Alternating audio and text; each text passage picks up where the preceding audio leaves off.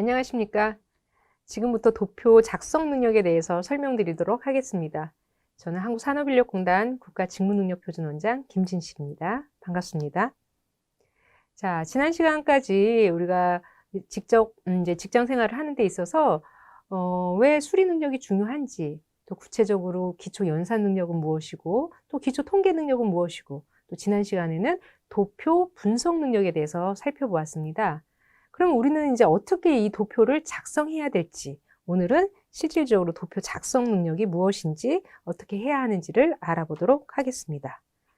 자, 도표 작성 능력이란 업무 상황에서 적절한 도표를 이용해서 결과를 효과적으로 제시하는 능력이에요. 특히 직업인은 업무 상황에서 다양한 종류의 자료를 종합하여 업무 결과를 도표로 제시하는 것이 매우 중요하다는 측면에서 도표 작성 능력의 함양은 굉장히 필수적이라고 할 수가 있습니다. 자, 업무 상황에서 도표를 이용하여 결과를 효과적으로 제시하는 능력을 기를 수 있어야 되는데요. 구체적으로 이제 어떤 도표가 필요한지, 필요한 도표 작성의 절차, 그러니까 목적을 파악해야 되고 어떤 순서로 어떻게 해야 되는지 절차를 한번 설명할 수 있어야 되고요. 또한 도표를 작성할 때 유의사항, 그리고 컴퓨터, 예를 들어서 이제 엑셀 같은 그런 프로그램을 활용해서 어떻게 기본적인 도표를 작성하는지 간단하게 설명드리도록 하겠습니다. 자, 업무 상황에서 업무 결과를 정리하여야 하는 경우 도표를 직접 작성함으로써 결과를 보다 효과적으로 제시할 수 있다. 그러나 도표를 작성할 때는 일반적으로 지켜야 하는 절차가 있다. 도표 작성의 일반적인 절차에 대해서 알아보자. 1월에는 이 친구 2019년도를 볼까요? 1월, 2월, 3월, 4월 연도별 2019, 20년 2년간의 월별 1월부터 12월까지 이제 판매를 어느 정도 했는지 뭐 쭉 그 추이가 나타나는 건데요. 보통 시간에 따른 추이, 수량의 변화, 어떤 그래프를 많이 쓴다고 했죠? 자, 이 친구는 주어진 자료를 어떠한 도표로 나타낼 것인지를 고민을 했습니다. 그래서 시간 변화에 따른 변화 추이를 나타내어야 하므로 J씨는 꺾은 선 그래프로 나타내기로 했다. J씨는 가로축에 월을, 세로축에 매출액을 나타내기로 했고, 세로축 간문금의 크기를 5 정도로 정해서 충분히 매출액의 변화 추이를 나타낼 수 있다고 했습니다. 이 친구는 어떻게 했냐면 굉장히 체계적으로 했어요. 어떤 도표를 해야 할지, 그래서 이 내용은 시간 변화에 따른 변화 추이니까 꺾은 선 그래프로 해야겠다. 일단 선택을 했고요. 또한 가로축과 세로축에 어떤 단위를 써야 할지, 그리고 눈금의 크기를 어떻게 해야 할지. 일단은 가로축에는 1월, 2월, 3월, 4월, 5월, 6월, 7월, 8월, 9월, 10월, 11월, 12월 1, 2, 3, 4, 5, 6, 7, 8, 9, 10, 11, 12 월을 단위로 뒀고요. 세로축에는 매출액을 넣었는데 눈금을 5 정도로 했대요. 5, 10, 15, 20, 25, 30, 35. 35가 제일 크네요. 일단 40까지. 그래서 5, 10, 15, 20, 25, 30, 35, 40. 자, 그 다음에 이제 1월과 2월이 있다네요. 그러니까 먼저 1월과 2월이 아니라 19년과 20년. 일단 2019년 것부터 먼저 이제 체크를 하는 거죠. 그래서 2019년에 1월에는 얼마다? 16. 16이면 여기. 뭐 17이면 2월은 어떻고 뭐 이거는 이제 구체적으로 여러분들이 정확하게 체크를 하셔야 돼요. 그래서 이제 이런 식으로 예를 들어서 체크를 할 수가 있다는 거죠. 다음 슬라이드에서 다시 자세하게 보도록 할게요. 자, 주어진 자료의 내용을 가로와 세로 눈금에서 각각 만나는 자리에 점을 찍고 그 점을 선분으로 이었습니다. 그리고 마지막으로 도표의 제목을 연도별, 월별, 판매, 비교, 그래프라고 정했대요. 아까 제가 이제 앞에서 그 설명 J씨가 한 대로 1월, 2월, 3월, 4월 했고 눈금 표시했고 매출액 해서 이렇게 선을 이었던 이게 굉장히 비교도 잘 되고 효율적이면서 가장 기본적인 목적에 맞게끔 잘 그려진 그래프라고 할 수가 있습니다. 그래서 자, J씨는 우리가 연도별, 월별 판매 실적표 그리기 사례에서 봤듯이 JC는 어떻게 했나요? 도표 작성할 때 제일 먼저 어떤 걸 고민을 했죠? 그러니까 어떠한 도표를 작성할지를 이 친구는 고민을 했습니다. 그래서 이제 시간 추이에 따라서는 시간 추이에 따라서 변화를 나타내는 부분은 꺾은선 그래프로 한다고 그랬고, 이제 선 그래프를 결정하고 나서는 뭐 가로축과 세로축에 뭘 나타내야 될지, 이렇게 나타낼 것을 할 것을 결정했고, 그 다음에 제이씨가 한 게 어떻게 했어요? 그 다음에 눈금? 한 눈금의 크기를 정했죠. 한 눈금의 크기를 정할 때도 원래 최소값과 최대값이 모두 포함될 수 있도록 적절하게 구성을 해야 되는 거예요. 자, 그 다음에 가로와 세로 안에 만나는 곳에 표시를 하는 거죠. 가로와 세로 만나는 점에 표시. 그 다음에 다섯 번째, 표시한 점들을 이었죠. 선으로 이음. 여섯 번째 뭐 했어요? 또 최종적으로 많이 이제 여러분들이 빠뜨리는 부분인데, 도표의 제목 표기했습니다. 그러니까 제이씨는 굉장히 좀 이렇게 정석대로 잘 하신 거예요. 그래서 도표의 작성 절차는 일단 어떠한 도표를 작성할 것인지 결정을 하는 게 굉장히 중요해요. 그 다음에 가로축과 세로축에 나타낼 것을 어떤 걸 나타낼지. 보통 가로축에는 이제 그 몇 년도 아니면 월 아니면 장소 등 이제 나타내고요. 세로축에는 이제 수량, 금액이라던가 매출액 등을 표시를 합니다. 주로 L자형이 일반적입니다. L자형. 그 다음에 가로축, 세로축의 눈금의 크기. 눈금의 크기를 결정해야 되는데 한 눈금의 크기가 너무 커도 안 되고 너무 작아도 안 돼요. 그러니까 전체적인 자료가 잘 분포될 수 있도록 한 눈금의 크기를 정하는 것도 굉장히 중요합니다. 그 다음에 자료를 가로축과 세로축에 만나는 곳에 표시를 하고 서로 이어줘야 되죠. 쭉 선 그래프라면 선분으로 이어주고 막대 그래프라면 막대를 그려서 이어주고 최종적으로는 도표 제목을 써준다. 그리고 단위까지 써준다. 라고 하는 것입니다. 이해되셨나요? 자, 이제 다음 사례 한번 볼게요.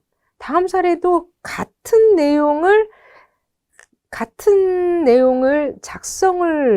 그래프로, 그러니까 똑같은 막대 그래프로 그렸는데 굉장히 이게 같은 자료인가? 뭐 이렇게 오해할 수 있을 정도로 다른 이제 해석을 할 수 있도록, 좀 왜곡된 해석을 할 수 있도록 만들어진 이런 그래프예요.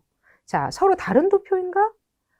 그래서 이제 업무 수행하는 데서 우리가 실제로 도표를 작성할 때 유의해야 할 사항이 많이 있다는 거죠. 제약회사에 근무하는 J씨와 L씨는 동일한 자료를 활용하여 분기별 매출액 변동 그래프를 아래와 같이 작성했대요. 그래서 이거는 어쨌든 분기별 매출액 변동 그래프니까 뭐 선 아니면 막대. 그래 막대로 합시다. 그래서 막대로 했어요. 그리고 이제 가로축과 세로축을 결정을 했고 가로축은 이제 분기니까 분기별로 이건 맞게끔 했네요. 자, 세로축을 결정을 해야 되는데 세로축도 매출액을 하는 건 맞아요. 하지만 문제는 눈금을 만들 때 여기는 10단위로 했어요. 10, 20, 30, 40으로 올라갔고 여기는 50, 100, 150, 200, 250, 300. 그러니까 여기 위에서는 지금 이 자료를 커버하지도 않네요. 자, 그러니까 해석을 할 때 우리는 모르는 사람은 이 눈금은 안 보고 아이고 이 지금 JC가 구성한 게 훨씬 월등하게 다른 시기에 비해서 3분기 매출액이 훨씬 월등하네. 근데 LC가 작성한 그래프를 보면 그냥 뭐 큰 차이도 없이 비슷비슷하네. 이렇게 결론이 날 수가 있다는 거죠. 그러니까 같은 자료로 작성하였음에도 불구하고 도표를 작성할 때 기준이 달랐기 때문에 도표를 분석하고 해석하는 데는 굉장히 다른 결론을 냈다는 그런 사례입니다. 자, J씨와 L씨가 같은 자료를 가지고 다른 결론을 내리게 된 이유가 뭘까요? 계속적으로 설명했듯이 크기를 다르게 했다? 눈금의 크기, 특히 세로축, 그러니까 이제 매출액의 범위를 보고 적절하게 눈금을 선정했어야 함에도 불구하고 그걸 잘 못했죠. 그래서 J씨는 10으로 했고, J씨는 10으로 했고, 10으로 했고, L씨는 50, 100, 150 이렇게 해가지고 이게 10으로 한 것은 훨씬 상대적으로 3분기 매출액을 크다. 3분기 매출액이 굉장히 월등히 크다는 것을 느끼게끔 만들어준 거예요. 그래서 업무 수행 과정에서 도표를 작성할 때 주의해야 할 사항은 일단 세로축과 가로축 결정하는 것도 중요하고,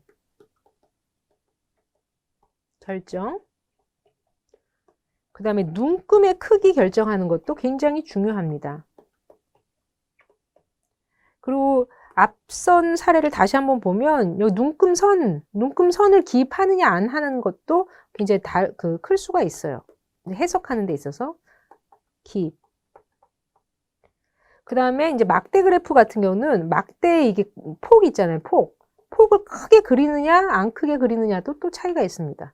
막대의 폭, 뭐 표현, 순서, 표현 방법, 그 다음에 그 색깔, 뭐 이런 거 등등. 이런 거를 주의하여야 할 필요가 있습니다.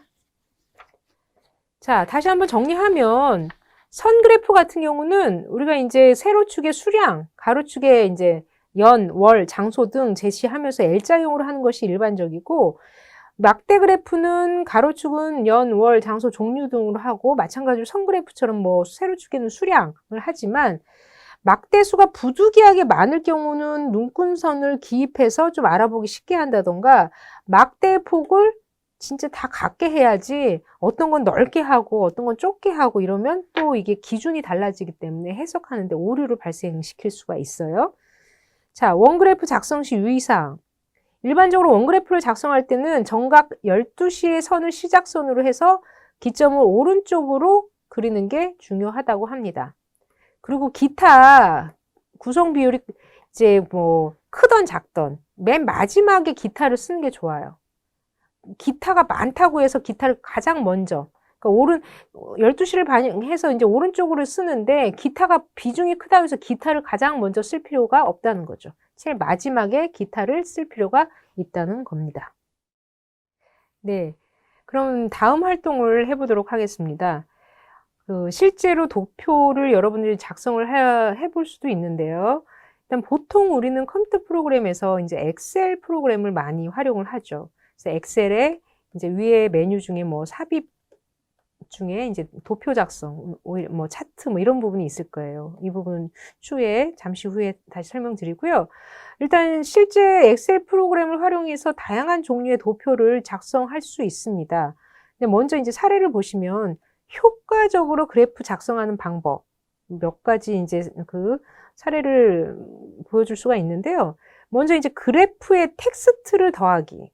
자, 그래프의 제목, X축, Y축, 범례 등은 그래프를 보조하는 수단, 그러니까 설명을 해주는 거죠. 뭐 무슨 음식에 요거는 월별의 요 단위들은 어떤지 이런 거를 오히려 작성하고 나서 데이터로만 둘 것이 아니라 거기다가 이제 옆에 더 보조적으로 설명을 할 수가 있습니다. 그래서 그래프의 텍스트로 내용을 작성하여 인사이트를 바로 찾을 수 있도록 하는 것입니다. 위 그래프는 2017년 한 해 동안 서울시의 치킨, 중국 음식 배달 업종 이용 추이를 시각화한 선 그래프입니다. 특정 시점의 날짜가 텍스트로 표기된 것을 볼 수 있는데 이처럼 그래프 영역 내 시각화 요소의 특정 부분에 텍스트로 해당 정보를 표시하면 그래프를 보는 사람의 시선이 텍스트로 먼저 이동해서 볼 수가 있도록 유도할 수가 있습니다. 이런 식으로 가장 특이사항이 있었던 거, 언제? 3월 10일에 굉장히 피크를 찍었다. 왜 그럴까? 만약에 치킨을 많이 배달했다. 이때 뭐 축구를 했다던가, 뭐 이런 식으로 해석을 할 수가 있다는 거죠. 그래프의 선긋기. 시각화 그래프에는 X축, Y축 외에도 추가로 선을 더해서 그래프가 전하는 데이터 인사이트를 강조하는 방법이 있다. 위 선 그래프는 우리나라의 연도별 미세먼지 농도를 시각화한 것이다. 그래프 상단을 보면 미세먼지 환경 기준을 의미하는 파란색 참조선이 수평으로 그어진 것을 볼 수가 있는데 이 선을 기준으로 연도별 미세먼지의 수준이 높았는지 낮았는지 판단할 수가 있다. 이렇게 이제 선만 그렸을 때는 이렇게 선만 이렇게 보여줬을 때는 잘 모르겠는데 일단 우리가 기준으로 두는 우리가 이제 가장 환경 기준으로 의미하는 데 선을 이렇게 그어주는 거죠. 그래서 여기보다는 뭐 언제는 높았고, 언제는 낮았고, 언제는 기준은 됐고, 뭐 등등. 그래서 우리가 이제 전광판에도 지금 뭐 표준이다, 아니면 높음, 낮음, 이걸 판단하는 것도 이런 그래프를 활용해서 할 수가 있습니다. 자, 그 다음에 이제 세 번째, 그래프의 요소, 색 바꾸는 거. 네, 그래프에 특정한 부가 요소를 더하지 않고 색을 활용해서 자신이 의도하는 메시지를 강조하는 그래프를 만들 수도 있대요. 그러니까 굳이 그림을 이제 이제 글씨를 막 크게 텍스트를 별도로 만들지 않더라 하더라도 색깔로서 회색 음영 처리된 영역을 통해 기간 내 데이터의 최대값과 최소값을 기준으로 데이터의 변동폭을 직관적으로 파악할 수 있도록 한다. 영역이 크면 클수록 데이터의 변동폭이 큰 것이고 그렇지 않은 경우는 비슷한 수준을 유지했다는 것을 직관적으로 알 수가 있다. 입니다. 이런 식으로 색상을 통해서 보여줄 수도 있습니다. 자, 이제 효과적인 그래프 작성 방법 사례와 같이 업무 수행 과정에서 그래프를 작성한 경험이 있을 것이다. 경험이 없을지라도 향후에 업무 보고서를 작성하거나 업무 결과를 제시하여야 하는 경우 그래프를 작성할 필요가 있을 것입니다. 언제 해봤는지, 여러분들이 작성했던 경험, 아니면 향후에 어떻게 할 수 있을지 여러분이 직접적으로 한번 생각해 보시고 써보시면 좋을 것 같아요. 업무 결과를 도표로 작성을 한 적도 있고, 업무의 목적에 따라서 한 적도 있고, 그 다음에 향후에 이제 소요되는 비용도 처리할 수도 있겠고, 등등 여러분 각자 상황에 맞게끔 생각해 보시기 바랍니다. 그러면 이제 방금 전에 말씀드렸듯이 엑셀을 이용해서 어떻게 이제 그래프를 만드는지 한번 알아보도록 할게요. 여러분들이 이거는 실습을 통해서 보다 더 여러분 거와 이제 지식으로 이제 습득할 필요가 있는데 일단 저는 개념적으로 설명을 드리도록 하겠습니다. 먼저 A에 입력한 구분은 A열을 대표하는 명칭으로 이제 이거는 이제 학교 X축의 데이터값 이거는 이제 가로축으로 이렇게 입력을 하는 거예요. 그래서 이제 학력에 따라서 이건 학력이네요. 그래서 B1과 C에 입력한 이제 명수, 고졸 미만은 몇 명이고, 고졸은 몇 명이고, 초대졸은 몇 명이고 하면서 명수와 퍼센트, 백분율까지 했네요. 이렇게 이제 Y축의 데이터 값을 입력을 해요. 입력을 하고 이제 아래의 자료로 그래프를 그리면 X축은 하나지만 Y축 값은 두 개가 된다고 합니다. 그러니까 퍼센트도 있고, 이제 명수도 있고. 이렇게 해서 일단은 이제 엑셀에 이렇게 입력을 해 놓으면 다음. 요 위에 삽입이라는 게 있어, 삽입. 삽입을 선택을 하면 아래의 그림과 같이 여러 유형의 그래프에 대한 아이콘들이 나온대요. 그래서 원하는 것을 클릭하거나 차트 삽입 아이콘, 아래 그림에서 굵은 원형, 이런 거를 이렇게 누르면 차트 삽입 메뉴 원하는 그래프의 종류를 선택할 수 있대요. 그래서 이걸 드래그를 쭉 하고 오른쪽을 눌러가지고 아니면 삽입 눌러가지고 이제 그래프를 선택을 할 수도 있겠죠. 그러면 이제 다양한 이런 삽입의 형태들이 나와요. 그래서 세로 막대형, 꺾은형, 원형, 기본 막대형, 이런 이제 종류가 나옵니다. 그래서 이 친구는 묶은 세로 막대형을 선택을 했나 봐요. 그래서 가로축은 학력, 아까 이제 요 학력을 나타냈고, 세로축은 명수하고 퍼센트를 얘기를 했잖아요. 그래서 명수도 이게 눈금을 어떻게 할지, 지금 가장 낮은 최소값은 2444고, 높은 명수는 12568이에요. 그래서, 1000, 2000, 3000, 4000, 4000, 그래서 12만까지 할지, 아니면 2000, 4000, 6000 이런 식으로 2000 단위로 할지. 근데 이 친구는 2000 단위로 했네요.